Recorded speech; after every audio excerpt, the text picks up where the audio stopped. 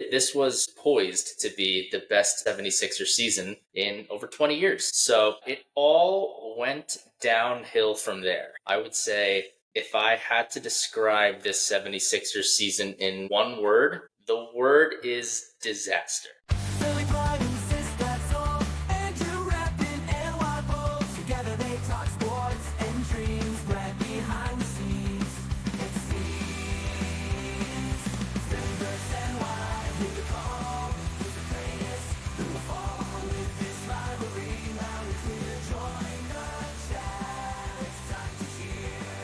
Sports and culture all in one. Catch the fire, feel the fun. Andrew, Sistad, Brad unite. Philly and Y in the spotlight.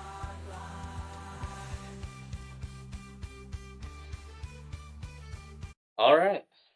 Hey, everyone. Hello. Welcome to episode number 44. Today, I will be taking a look back at what was a disaster of a season for my beloved Philadelphia 76ers. We haven't done a proper eulogy on them. I will briefly give my thoughts on the Knicks and Celtics. And if there's time, I'm going to get really deep into the guard that the Eagles drafted in the 5th round from Boston College, because I know everyone's dying to hear my thoughts on him. He's a real steal. But the overwhelming majority of this episode is going to be talking about the Sixers, what went wrong, potential ways to fix it, what they could potentially do in the offseason as we look ahead. But before I do any of that, you may notice that my podcast partner, Andrew, is not here. And if you did not listen to the podcast last week, we made the announcement. This was always kind of the plan because Andrew had his baby girl on Friday. So congratulations, Andrew, to you and Jess on the beautiful baby girl. She's adorable. She's actually, she's very cute. And I know a lot of times, like babies, when they first come out, they look kind of like aliens or like little, like kind of balls of skin, and they're not really cute, but you have to tell the parents that they're cute because that would just be rude if you told them the truth. But Andrew's baby's actually really cute. So congratulations to you guys again. Can't wait to meet the little girl, and wish you guys the best of luck.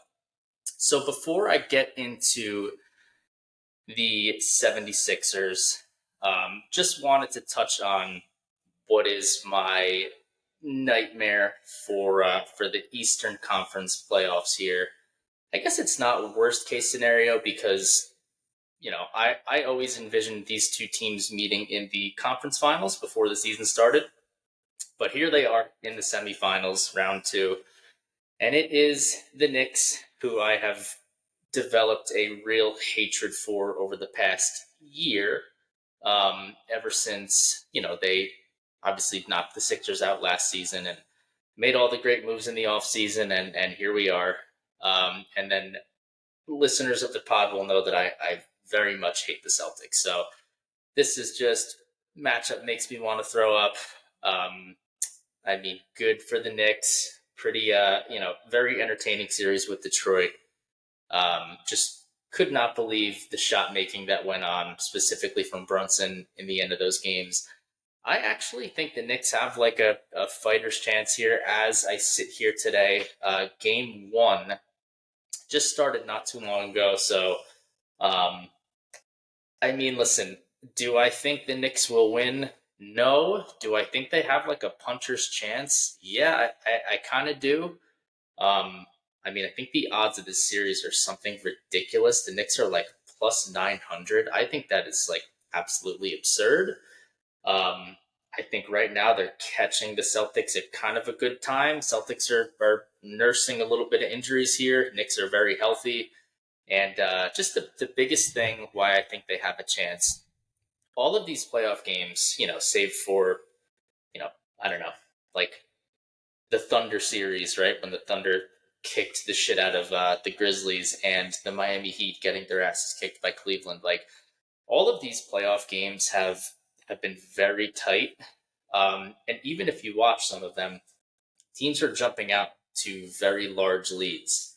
The Pistons had pretty significant leads. The Knicks had leads in that series. I'm thinking of, what was it, Game 4? I think the Clippers were down 22 at some point. They ended up taking the lead at the very end of the game, and then that Aaron Gordon buzzer beater dunk. I just feel like there's been a lot of really tight games down the stretches, which has been great, and it's been great to watch. But I mean, if the Knicks can keep it close, then I mean, you've got Jalen Brunson, who seemingly does not miss any shots in the fourth quarter. So again, do I think they're going to win? No, but I think that there are more shocking results that could potentially happen. So that's it. Before I get into the 76ers, I hate the Knicks. I'm happy. I am happy for Andrew and exactly one other friend of mine. Everyone else, whatever, enjoy it. But before you make fun of me for the 76ers, just know this. No, there's nothing that you can say to me that's going to like make me mad. You can't say, "Oh, what time do the 76ers play?" It's like nobody hates the 76ers more than 76ers fans. So there's nothing that we haven't been through. There's no shame that we haven't felt as a fan base. So anything you say it's really not going to affect us. So have at it. Don't care. It doesn't matter. I said it a couple pods ago. I'll say it again. Watching the playoffs with no dog in the fight has been it's been awesome. It's been so much fun.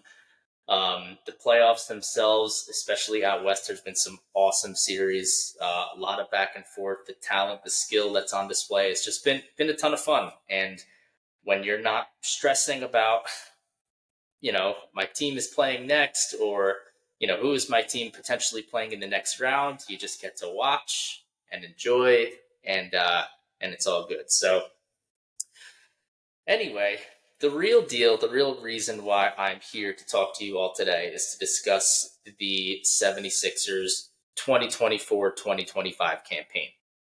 We haven't talked much about this because,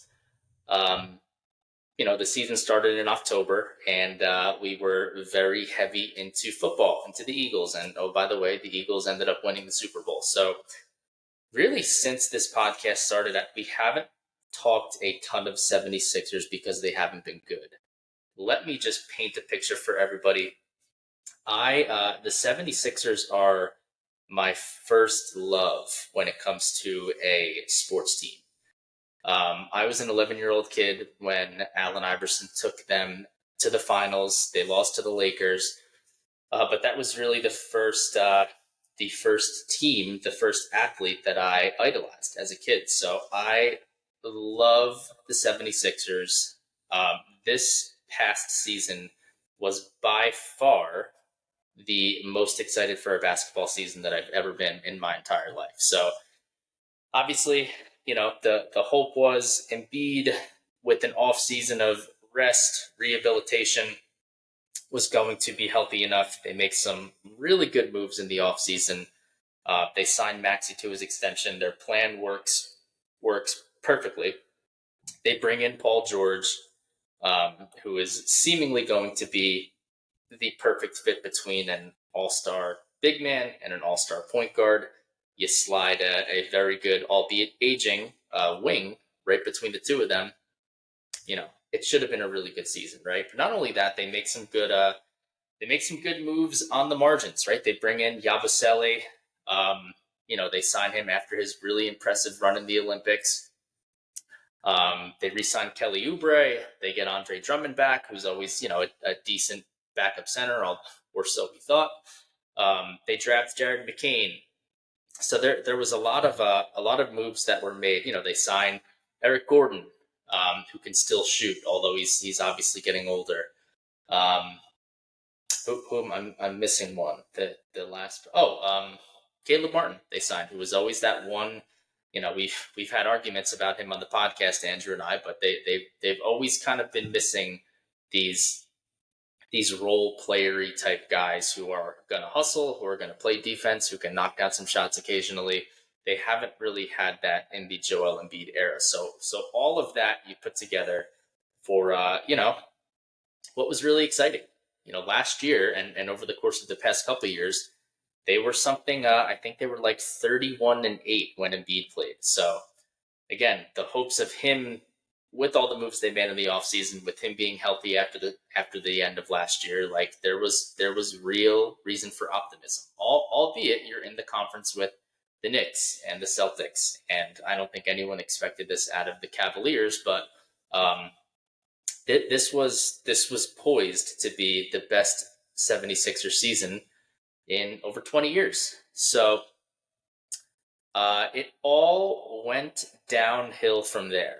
I would say if I had to describe this 76ers season in one word, the word is disaster. From the jump, Embiid doesn't play. He comes off of the Olympics. Some people questioned it. Some people didn't think it was a good move. I didn't mind it. I thought he was fine. He actually looked pretty good at times in the Olympics. I know for the most part he struggled, but I think the very first episode of this podcast we talked about it. He basically won them that semifinal game against Serbia, and was all over the place. He was hitting shots. He was dunking the ball. He was playing really good defense. He had a really nice spin move on Jokic, so looked really good. And I kind of fell for the, hey, now he's going to be around some real professionals who take the game seriously. Perhaps he can pick up a thing or two from these guys. So I was pretty optimistic. As the weeks are leading up to the tip-off, the 76ers are being pretty shady about his status. Turns out he's not going to be ready for the start of the season. He's not. They don't really know when he's going to be able to start. They just kept saying, we're going to ramp him up. We're going to ramp him up. And he just never was able to really get going at all. So on top of that, he's fighting with reporters in the locker room when the season starts. Then we have injuries to everybody else. It's just, it was Murphy's Law. Whatever could go wrong did go wrong. So, obviously, these guys just never got their footing. The Embiid thing, he never looked right all year. And the other guys were hurt too. Paul George was dealing with some injuries, not the most surprising thing in the world. But even if these guys did get healthy, they didn't play enough. So you could see in the few limited games that they played together this year, the big three I'm referring to, in Maxey, Embiid, and Paul George, they didn't look like they knew how to play together, which was pretty disappointing. So obviously, the hope is as they play more games together, they get more comfortable with one another and they can begin to flourish. It just didn't happen from a health standpoint. So that's really it. What could have been, we don't know what's really going to happen with these guys' health from here. And they're kind of in a tough spot. But I would say that's really it. The story of this season is going to be injuries.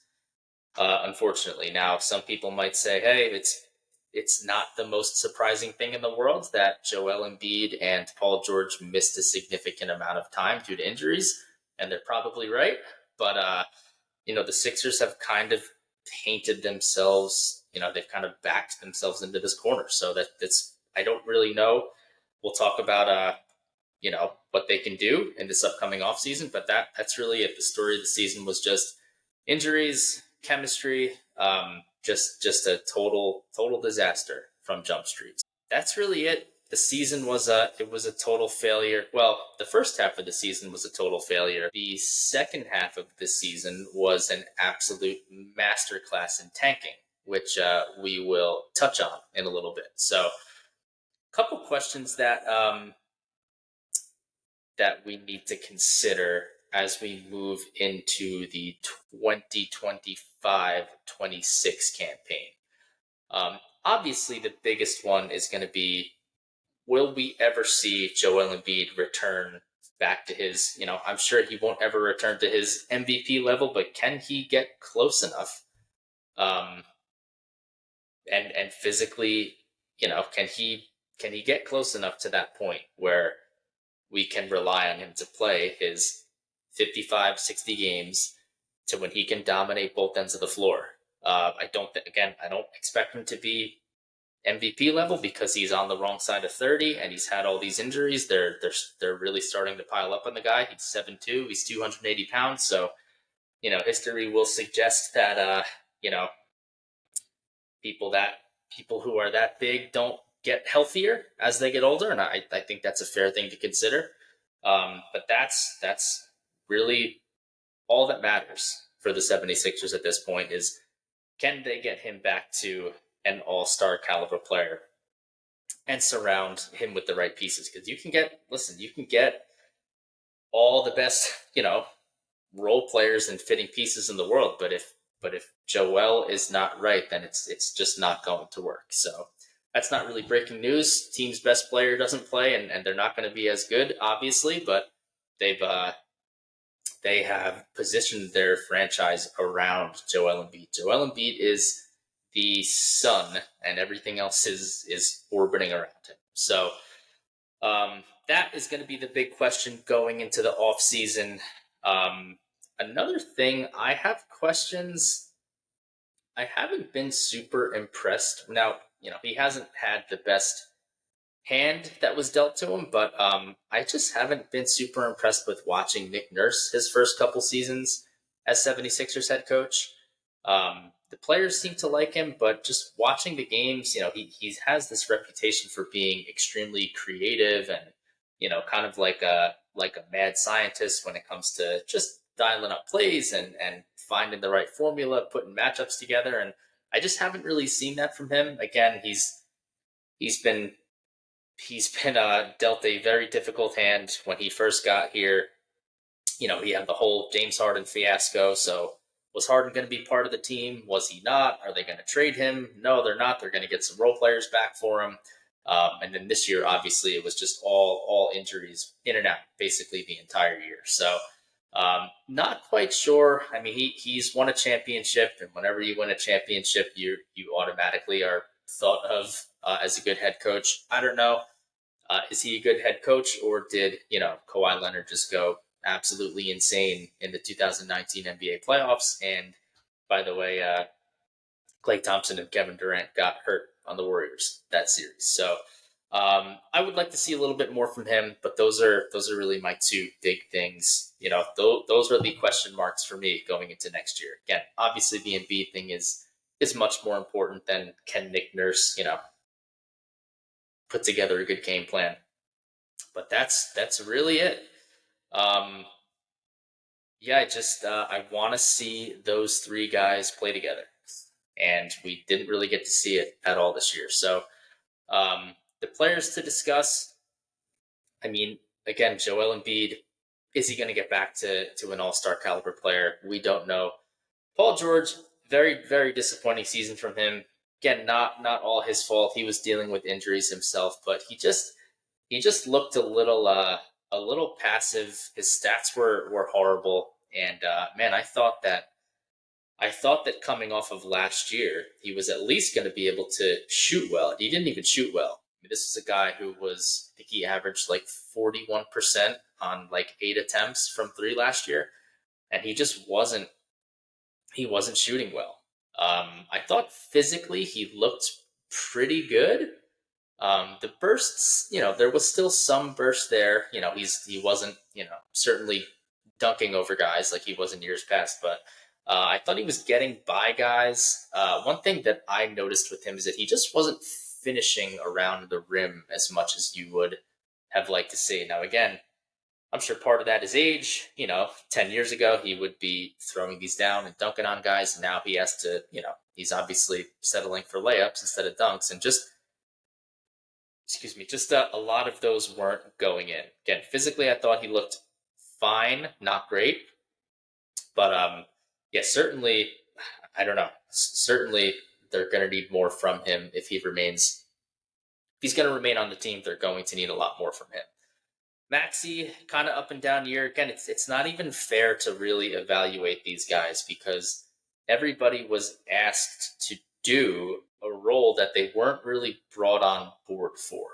You know what I mean? So Embiid's gone. Now Maxey and Paul George have to carry a much heavier workload, right? Which means Caleb Martin's being asked to do more. And, Jared McCain is asked to do more, which ended up being a good thing that we'll talk about. But, all of these guys, they were trying to fit into roles that they probably weren't necessarily made for. So not really their fault.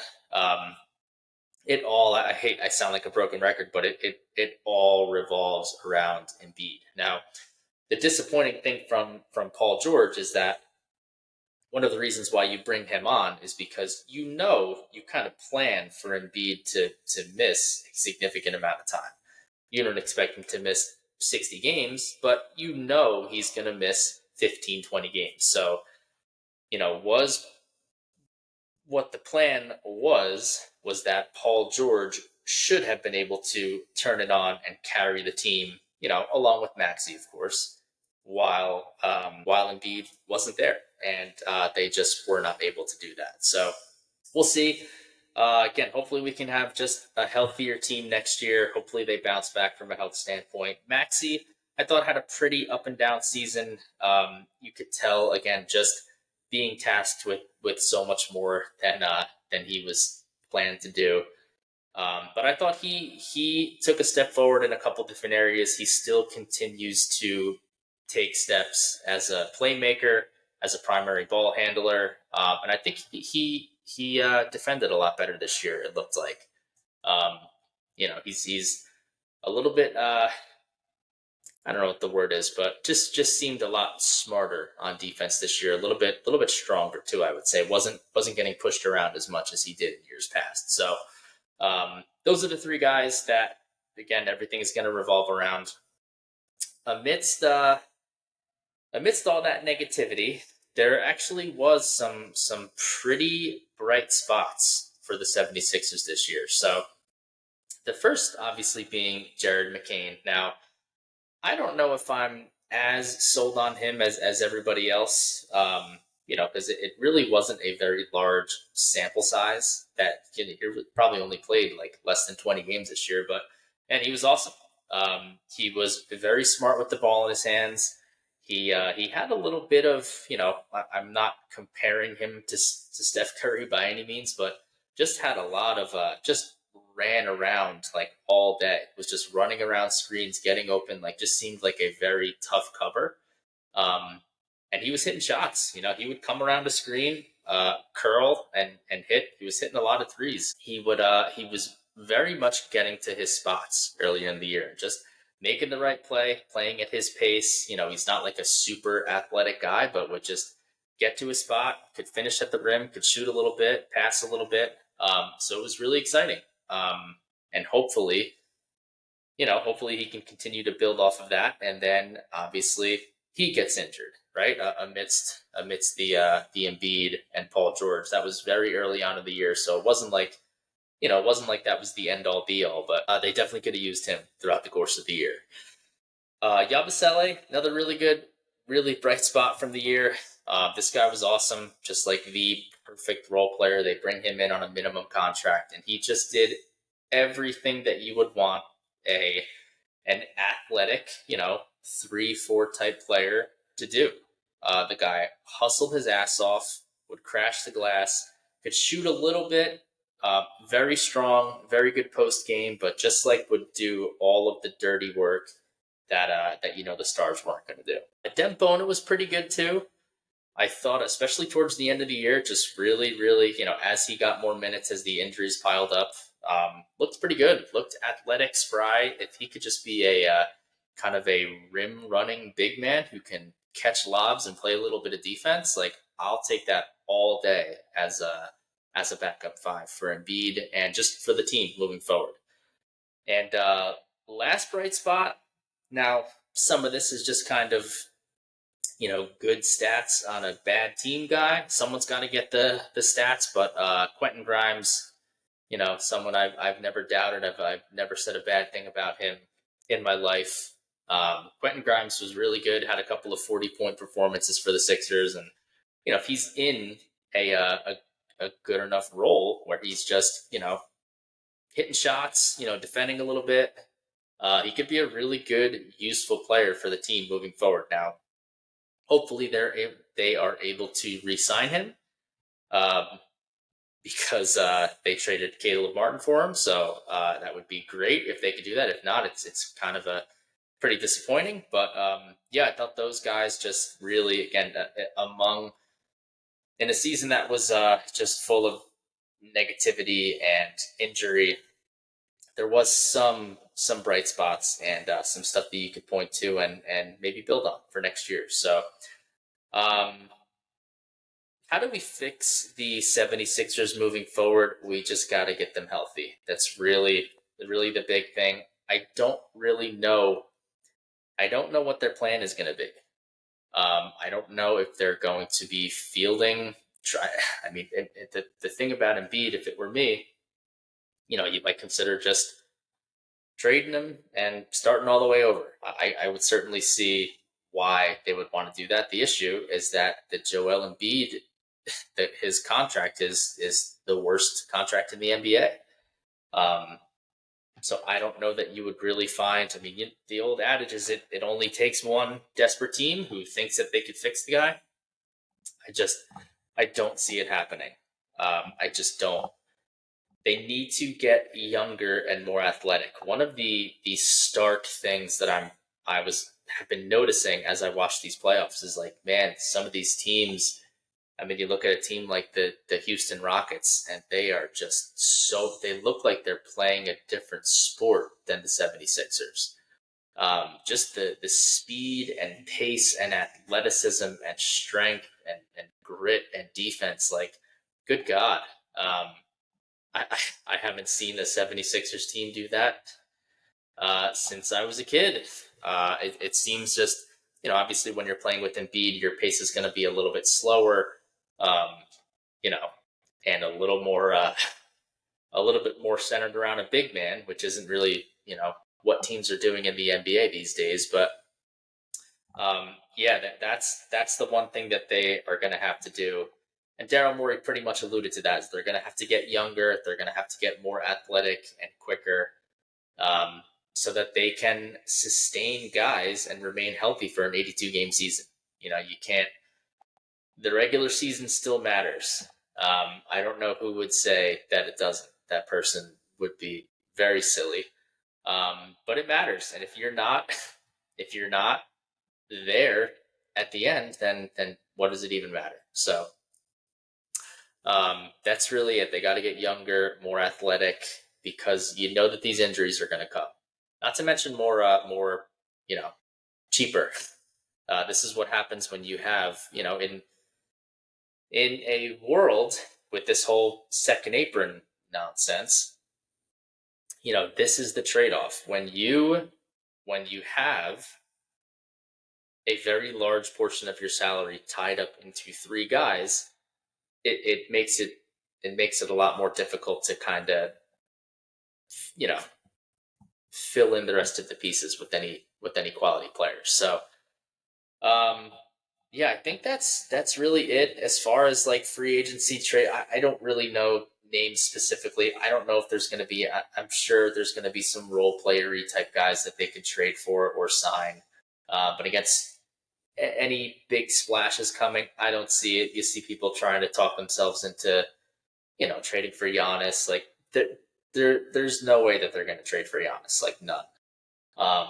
Can they trade for Durant? I don't know. Maybe if Phoenix is like ready to tear that whole thing down, and do you trade him Paul George and some picks for Durant?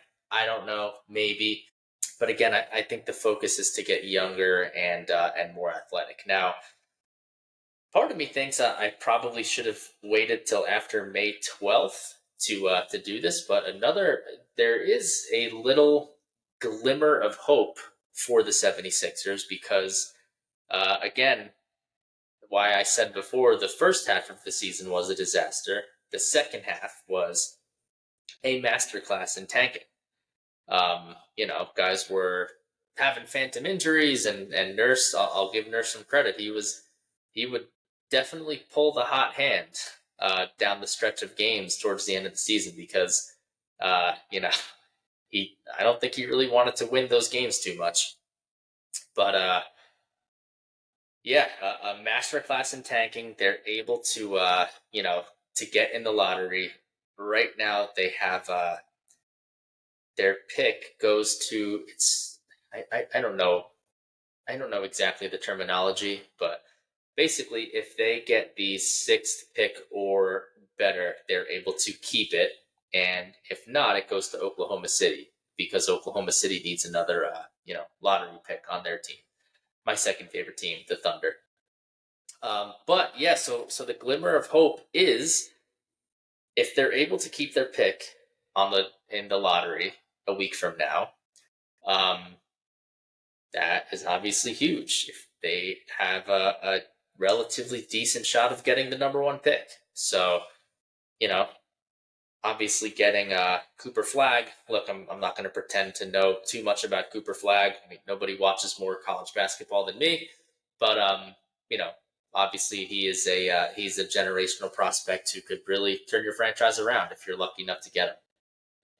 If you fall somewhere between 2 and 6, do you draft a player, and get someone who's young, cost controlled for a few good years here, or do you package it and try to trade for another asset? I don't know, but if they're able to keep that pick, it's going to be huge for them, and again, that gives them a little bit of a glimmer of hope for next year. So that's about all I got. Again, really sucks. Really crappy way just to end the season. But hopefully they're able to hang on to that pick. And we'll see. But again, the biggest thing is just going to be, can these guys get healthy and put it together? The unfortunate thing for the Sixers is that they're kind of stuck. They kind of have no choice but to give this another shot. You're kind of at this point already. You don't really have any, large moves to be made. You don't have any tradable contracts.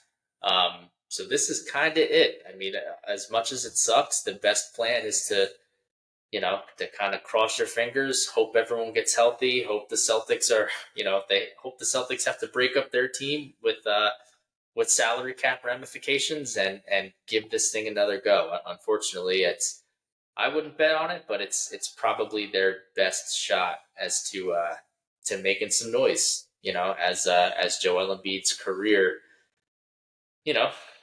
nears, and I don't want to say it nears its close, but he's not getting any younger. So this is going to be, one of, if not their last shot to make a run at this thing. So that's all I got. Thank you guys so much for listening. Thank you for subscribing, and we'll see you on the next one. See ya. Philly pride and Sistad's all. Andrew rapping and Wild Bulls. Together they talk sports and dreams. Right behind the scenes. It seems. Phillyverse and Wild. Who the call? Who's the greatest? Who will fall with this rivalry? Loud and clear. Join the chat. It's time to cheer. Sports and culture all in one.